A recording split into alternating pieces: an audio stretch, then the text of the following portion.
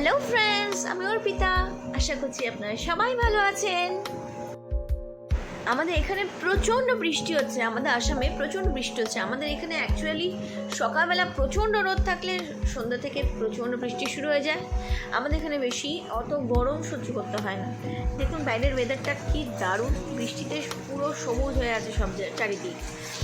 এত বৃষ্টিও ভালো লাগে না, বাট বৃষ্টি বেশ ভালোই লাগে। দেখুন বেশি গরম নেই, কিন্তু ওয়েদার খুবই মাইল্ড ওয়েদার, খুব ভালো লাগছে ওয়েদারটা।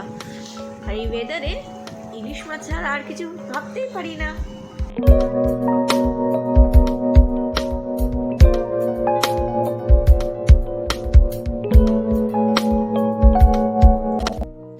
এই বৃষ্টির ওয়েদারে ইচ্ছা করছিল একটু আলাদা মতন কিছু খাই।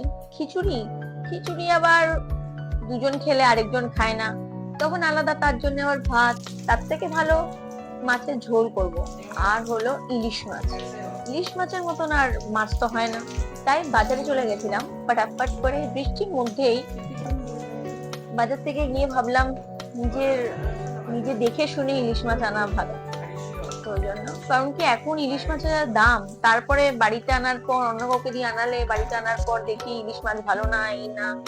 তার থেকে ভালো নিজে নিজে গিয়ে ইলিশ মাছ, আমি আর আমার হাজবেন্ড গিয়ে দুজনে মিলে গিয়ে ইলিশ মাছ নিয়ে আসলাম। আর ভাবলাম ইলিশ মাছের কি করা যায়, ইলিশ মাছের পাতলা ঝাল বেগুন দিয়ে পাতলা ঝাল আমরা করব, কালো জিরে বেগুন দিয়ে কাঁচা লঙ্কা দিয়ে। সেটা আপনারা সবাই জানেন, সবাই খান। আমাদের এখানে কিন্তু প্রচন্ড বৃষ্টি হয়, প্রচন্ড বৃষ্টি মানে প্রচন্ড বৃষ্টি হয়। মাঝে মাঝে এই দেখবেন সকালবেলা প্রচন্ড রোদ আর প্রচন্ড গরম, আর রাত্রিবেলা থেকে বৃষ্টি শুরু হয়ে গেল। একদম সকালবেলা অবধি টানায় বৃষ্টি। আমি বেগুনগুলো সব আগে ফার্স্টে ভেজে নিলাম, আর বেগুনগুলো ভাজতে বড় ছেলের সঙ্গে কথা বলছিলাম। সব স্কুল থেকে এসছে, তারপরে ওদের সব স্কুলে যা যা হয় এসে সব রকম কথা, সব ডিসকাশন হয়। তো আমি রান্না করছিলাম আর বসে বসে ওদের সঙ্গে কথা বলছিলাম।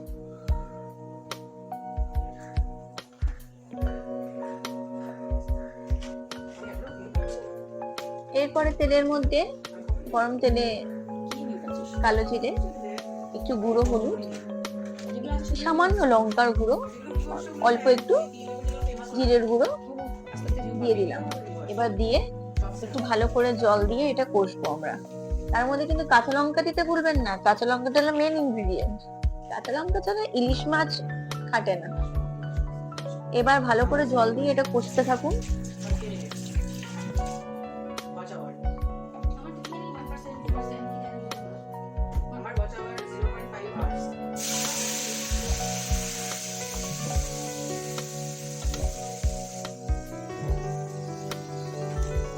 ভালো করে কষা হয়ে গেলে এর মধ্যে জল দিয়ে এবার নুন, স্বাদ মতো নুন, আমার একটু নুনটা কম মনে হয়েছিল তাই নুনটা আবার অ্যাড করলাম। আর দিয়ে কাঁচা ইলিশ মাছই আমি দিলাম। আমি কোনো ইলিশ মাছ ফ্রাই করিনি, আমি কাঁচা ইলিশ মাছই বয়েল টাইপের একটুখানি যাতে হয়, ভাজিনি। ওই জন্য কাঁচা ইলিশ মাছটাই আমি দিয়ে দিয়েছিলাম জলের মধ্যে, আর আস্তে আস্তে করে দিয়েছিলাম যাতে আস্তে আস্তে মানে ভাপে সেদ্ধ হয়ে যায় ইলিশ মাছটা ওটার মধ্যেই। তো আমি আশা করছি আপনাদের ভালোই লাগবে এটা। আর সঙ্গে বেগুন আর কাঁচা লঙ্কাটাও যেটা ভেজে রেখেছিলাম ফার্স্ট, সেটাও দিয়ে দিলাম।